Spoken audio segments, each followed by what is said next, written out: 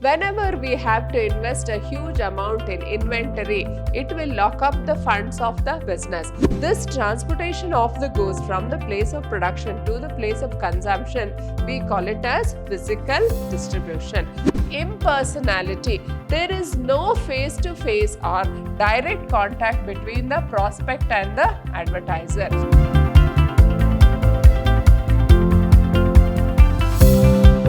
Hello everyone, I am Purnima, faculty in the Department of Commerce, Vidhyaashram Pre-University College, Temple of Excellence. In this session of marketing, I will be dealing with the fourth important marketing mix, that is physical distribution. Now, what do we mean by physical distribution? The various factors which go into the selection of type of physical distribution, the various channels of distribution, and also we will be just discussing about what is promotion and what are the various types of promotion which we will be doing. Okay, first let us just discuss what is physical distribution. So, as we all know, this is the fourth important P of marketing mix, or this is the fourth element of the marketing mix, that is physical distribution. Now, through this component of marketing mix, the goods and services are made available at the right place, at the right time, to the right people without change. Now, we should understand that physical distribution is an important component of the market mix, and then here, through this physical distribution, we will be placing the goods in the hands of the consumer. So, whenever there is a demand for the goods, we should ensure that the goods are available to the consumer at the right place, at the right time, and for the right people. Now, this is the essence of physical distribution. Now, the physical handling and movement of goods from place of production to the place of distribution is referred to as physical distribution. So, we should understand that wherever the goods are produced and stored, it cannot stay there for a very long period. It has to be transported to the place of consumption. So, this transportation of the goods from the place of production to the place of consumption, we call it as physical distribution. Now, we'll just look into what are the other meanings of the word physical distribution. So, physical distribution covers all activities required to physically move goods from manufacturers to the customers. Important activities involved in physical distribution include transportation, warehousing, material handling, and inventory control. So, we have already understood that the physical distribution refers to the transportation of goods from the place of production to the place of consumption. But then here we are given to understand what are the various activities involved in physical distribution. First one is transportation. So, we are transporting the goods from the place of production to the place of consumption. Then second one is warehousing. We need warehousing facilities to take proper care of the goods until they are consumed by the consumer. Then we also have material handling, and lastly the inventory control. So, these are the various aspects or the various activities involved in physical distribution. Now, let us understand what are the components of physical distribution. Now, while going into the components of physical distribution, the first component is order processing. Now, in this order processing, we should understand that whenever an order is received from the customer, or an order received from the retailer to the wholesaler, or from the retailer to the manufacturer, these orders have to be processed with high speed and accuracy, and also the time within the specified time mentioned in the order. So, this is essential to see that the goods are processed within the specified time and reaches the customer within the specified time. Why? Because if there is any delay in dispatch of goods, it may lead to loss of business and also loss of goodwill. Then second one is transportation. Now, this transportation involves the transporting the goods from the place of production to the place of consumption. This is an important element in physical distribution because unless and until the goods are transferred from the place of production to the place of consumption, the goods cannot be consumed. Then, the third important component of physical distribution is warehousing. So, warehousing involves proper arrangement and storage of goods until the goods are given or sent for consumption. So, this warehousing activity creates time utility, and until and unless there is a demand for the product, the goods have to be taken care of and properly protected, and we have to ensure that there are proper warehousing facilities for the goods. Now, these warehouses, the placement of the warehouses also plays an important role here. Now, what do we mean by placement of the warehouses? Now, if the goods are very bulky and they have to be transported, then usually the warehouses will be situated near the places of production. But if the goods are very heavy and hard to ship, and also regarding the perishable products, then such goods can be usually it will be placed in warehouses near the place of the market. Now, the last one is the inventory control. Now, this inventory control, important decisions regarding inventory control will decide about the success of the business. Now, whenever we decide about inventory control, care should be taken to maintain the level of inventory. Now, what are the various factors which affect the level of inventory is, first one is the policy of the firm regarding the customer service. So, if it wants to ensure a very good customer service, then we should have a proper inventory level which ensures that there is continuous supply of goods to the customers. Then, second one is accuracy of the forecast of demand. So, if you have a proper accurate forecast for demand, then you can ensure that there is a proper level of inventory which meets the demand. Then, third one is how responsive the physical distribution is. Suppose there is an additional demand for the product, then if it is easy to procure goods from the warehouse to the place of consumption, then we need not have a very high level of inventory. But then if the time taken to transport the goods from the warehouse to the market is very high, then we may require a higher level of inventory. Then the fourth factor which affects the inventory level is the cost of inventory, the cost of holding the goods, the carrying cost, etc., cost of warehousing, etc. So, based on all this, the inventory level of the firm will be decided. The next important factor of the marketing mix is promotion. Now, let us understand the meaning of the word promotion. Promotion refers to the use of communication with the twin objective of informing potential customers about a product and persuading them to buy it. So, whenever we mean by promotion, it is that you are informing the customer about a new product, any product which is available in the market. You are creating an awareness about the product, and also you will be persuading them to buy the product. Not only informing, but also you are persuading them to buy a product, or in other words, you are creating a demand for the product. Now, next, let us understand what is promotion mix. Promotion mix refers to the combination of promotional tools used by an organization to achieve its communication objectives. Now, promotion mix refers to combination of promotional tools used by an organization to achieve its communication objectives. Now, let us see what are the various promotional tools. Here, the first one is advertising, personal selling, sales promotion and publicity. So, here we are having advertising, personal selling, publicity relations and sales promotion. So, these tools are also called as the elements of promotion mix and can be used in different combinations to achieve the goals of promotion. So the promotion makes, we have 4 important tools, that is advertising, personal selling, sales promotion and publicity. Now a combination of this will be used to see that the goods are promoted.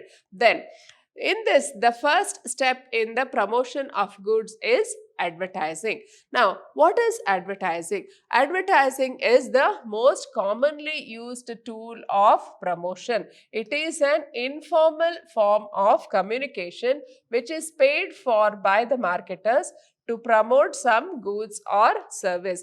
Now, we all come across the word advertising, or we are always bombarded with advertisements in our day-to-day lives. So, right from morning, if you are hearing the Suprabhatam, from that time itself, you will be hearing lots of advertisement in the radio or the TV or whatever. So, these advertisements have become a part of our lives and we cannot escape advertisement. Now, let us understand what is the meaning of the word advertisement. So, it is the most commonly used tool of promotion and it is an informal form of communication. So, impersonal form of communication. Now, what do you mean by impersonal? So, nobody goes and tells to somebody in person. So, it is through the media you will be reaching the consumers. So, it is an informal form of communication which is paid for. So, it is a paid form of impersonal communication to promote goods and services. So, whenever you have to offer goods and services, so you will be giving this advertisement. Now, the most common modes of advertising are newspapers, magazines, television and radio. The important distinguishing features of advertising are as follows. So, we all know that advertising is used for in the mass media like the newspapers, magazines, televisions and radio. Now, let us see what are the distinctive features of advertisement. Now, in this features of advertisement, the first feature is paid form. So, it is a paid form of communication. So, whenever you have to communicate, so whenever we have to advertise, we have to make a payment to the media. If it is the newspaper, then we have to pay to the newspaper. If it is television, so we have to pay to that particular channel. If it is a magazine, then we have to pay to the publisher of the magazine. So, it is a paid form of communication. Then, second one is impersonality. There is no face-to-face or direct contact between the prospect and the advertiser. So, in advertising, it is something which is impersonal. So, there is no face-to-face contact and it will be usually through the media. He will be trying to reach the prospective customers. Then, identified sponsor. Advertising is taken up by some identified individual or company who makes the advertising efforts and also bears the cost of it. So, whenever the manufacturer has to offer a product or a service to customers, so he will be making the advertising effort and also he will be bearing the cost of that advertisement. So, he will create advertisement for his product and he will bear the cost and ensure that it is shown in the mass media. So, there should be an identified sponsor for the advertisement. Then, next, let us look into the merits of advertisement. So, while looking into the merits of advertisement, the first merit is mass reach. Now, what do we mean by mass reach? Or it is the reach of the mass media. So, we can reach millions of people in one advertisement itself. So, whenever you are giving an advertisement in the newspaper or through the internet or to any magazines or through any TV channels, etc., you will be reaching millions of people at once. So, it has a very wide reach. So, it is the most powerful way of communicating to people. Then, second one is enhancing customer satisfaction and confidence. So, whenever you are advertising your products on the TV or in the magazines, etc., you will be just gaining the confidence or you will be just gaining the trust of the prospective buyers. So when they see the products on TV, they will be just persuaded to buy the product, or they may get a desire to buy the product, and they buy the product by believing in that advertisement. So in this way, we are enhancing customer satisfaction and confidence for the manufacturer. Then third one is expressiveness. Whenever we have to speak about expressiveness, it means that because of the special effects and the various other aspects which go into the making of advertisement, even a simple product can be just magnified. It can be made to look very, very attractive to the customers. Then last one is economy. Because of its wide reach, the advertisement is reaching millions of people in 1 second. So as a result of which, the per unit cost of the product will be low. So since you are reaching millions of customers through one advertisement channel or through any one media, the per unit cost of advertisement will be spread over all this, and as a result of which, it will be economical for the manufacturer or the company to advertise the product before they are sold. Then next, let us look into the limitations of advertisement. Now, the first limitation of advertising is it is less forceful. So why do we say that it is less forceful? Because it is an informal form of presentation. So as there is no face-to-face contact with the prospective buyers, there will be no force, and he will not be under an obligation to buy the product. So we say that advertisement is less forceful. Then the second important drawback of advertisement is lack of feedback, because we don't know how effective the advertisement is. Whether the message has reached the customers or not, there is no way in which we can just assess about the effectiveness about the advertisement. So because of lack of feedback, this becomes one of the limitation of advertising. Then third one is inflexibility. Now what do we mean by inflexibility? Now this advertisement is not tailor-made for each of the customers. So it is something which is common for any type of customer, and as a result of which we can say that advertisement is inflexible. The last limitation of advertisement is low effectiveness. Now, because of the advertisements which are there, we are bombarded with advertisements. So there are a lot of advertisements which are around us, as a result of which it is very difficult for the manufacturers to reach the target consumers. So we can say that advertisement is losing its effectiveness. Next, let us understand what are the objections to advertisement. So under the objections to advertisement, the first one is it adds to the cost of the product. Why? Because whenever the manufacturer just produces the product and he just stores it in his godown, the product will not sell, and until and unless he advertises, the product will not sell. So he has to advertise the product in order to see that there is a demand for the product. Now this advertisement cost will be added to the cost of the product to ensure that the product sells, and as a result of which the price of the product will increase. So it adds to the cost of the product. The second objection to advertisement is it undermines social values. Now, what do we mean by undermining social values? Now, because of lot of advertisement, people are going in for more and more things. They want more. There is a demand for more and more products, and it also says that advertisement encourages materialism. Now, what is materialism?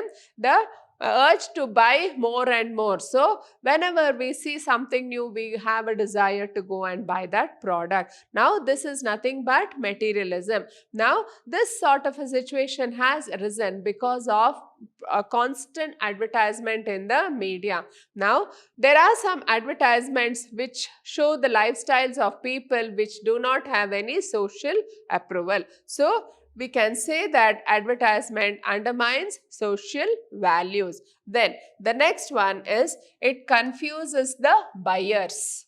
The third objection to advertisement is it confuses the buyers. Now, when there are two or more products which claim that they give the same result to the prospective customers, the consumer gets confused. He does not know which product to buy and which product to research. So, advertisement creates confusion in the minds of the buyer. Then, the fourth one is it encourages sale of inferior products. Now, it encourages sale of inferior products. Now, these advertisements, whenever they are being shown on the mass media, it will not differentiate between high quality products or the low quality products or the superior products or the inferior products. So, depending on whatever the content of advertisement is given by the manufacturer, it will be shown in the mass media. And depending on this, usually the customer will buy the product, and then the customer will make a decision about the product only after he ensures that the price, size and the quality of the product is as per his needs. So ultimately it will be the customer who will be deciding what kind of product he has to buy. Then some advertisements are in bad taste. The fifth objection to advertisement is some advertisements are in bad taste, because nowadays we see that the advertisements are using lot of women to show their products or to present their products. Now some of these advertisements are very vulgar and in bad taste, and they just try to undermine the social culture of the people, and as such these advertisements should be avoided to ensure that there is a proper social culture in the society. So these are the various objections to advertisement. Then what does it mean by personal selling? Personal selling involves oral presentation of message in the form of conversation with one or more prospective customers for the purpose of making sales. It is a personal form of communication. Now, what do we mean by personal selling? Now, it is nothing but you are conversing with the prospective customer. You are having a conversation with the prospective customer and for the purpose of making sales. So, it is a personal form of communication. So, for a face-to-face communication, it is usually this personal selling will take place at the point of sale. So, whenever a customer comes to the shop to buy a product, so the conversation between the salesman and the customer, that will be taken care of, and whatever conversation goes on between them, that is what we call as personal selling. Now, let us look into the features of personal selling. The first feature of personal selling is personal form. Now, what do we mean by personal form? Here there is a face-to-face communication between the prospective buyer and the seller. So, we can ensure any doubts regarding the product can be cleared by the salesman, and also the salesman will just give all the necessary information about the product to the customer. So, in this way, there is a direct exchange of information relating to the product from the buyer to the seller, and as such, it is the most effective form of promotion. The second feature of personal selling is it allows the salesman to have a relationship with the prospective customer, which is very important to make a sale. Then the third one is minimum wastage. Here there will be minimum wastage of efforts, as we will be dealing with target customers. So the person who has come to purchase a TV, so he will be just engaged in a talk with the salesman, and the salesman can slowly persuade him to buy any product of his choice. So there is a minimum wastage of efforts in this kind of promotion. Then next, let us understand the importance of personal selling to the businessman. So, first importance is it is a very effective promotional tool. So, if the salesperson is a very effective salesperson, so whoever enters the shop, or whenever any customer enters the shop, he will see that each customer buys a product. So, we can say that it is an effective promotional tool. Then, second one, it is a flexible tool. Now, why do we say that it is a flexible tool? Whenever the customer enters the shop, the salesman will be there to always clear the doubts regarding the product or regarding any terms and conditions, etc. So, we can say that it is a very, very flexible tool. Now, why we say that it is a very flexible tool? Because the business person can vary their offer depending on the purchase conditions. The third importance of the personal selling is it minimizes wastage of efforts. Now, what do we mean by minimizes wastage of efforts? As told earlier, so it will be just reaching only the target customers who are really serious about purchasing the product. So, as a result of which, through his sales talk, the salesman will be able to make him purchase the product, and as a result, the efforts will be very less here. Then, fourth importance to businessmen is consumer attention. Through personal selling, we can understand whether the consumer is really interested in purchasing the product or whether he is not interested in purchasing the product. So, we can assess the consumer's feeling only through personal selling, and as such, we can say that if we can just gain his attention, we can make a sale. Then, next one is lasting relationship. Now, whenever we are selling through personal selling, it creates a relationship between the salesman and the prospective customer, as a result of which there is a relationship developing between the salesman and the consumer. So, this is very, very important to attain the objectives of the business. Then, sixth one is personal rapport. Now, this personal selling helps in developing a personal rapport with the customers, which helps in development of the business in future. Then, the next importance to the businessman is now the role in introduction stage. So, whenever there is a new product which is being marketed in the market, the salesman's words will be most effective. So, he can persuade the customers by telling them about the important merits of the product, and he can force them or persuade them to buy the product.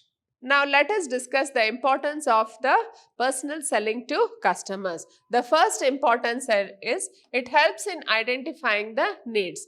Now, what do we mean by identifying the needs? Now, with the help of advertisement or with the help of personal selling, we will be able to know what is our need, and we will be able to identify them and how they can be satisfied. Then, next is latest market information.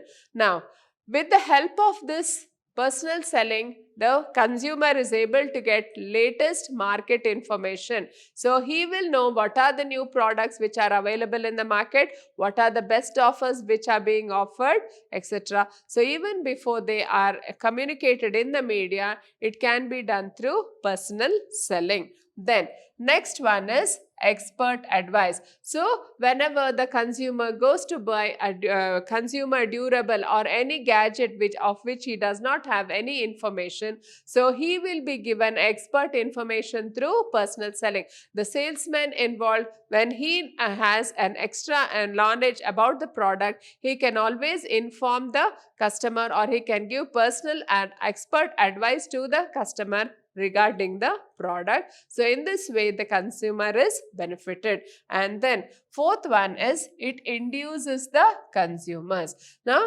why here through personal selling, we can persuade the customers to buy the product, and it is done only through personal selling. Let us understand the importance of personal selling to the society. Here, first one is it converts latest demand.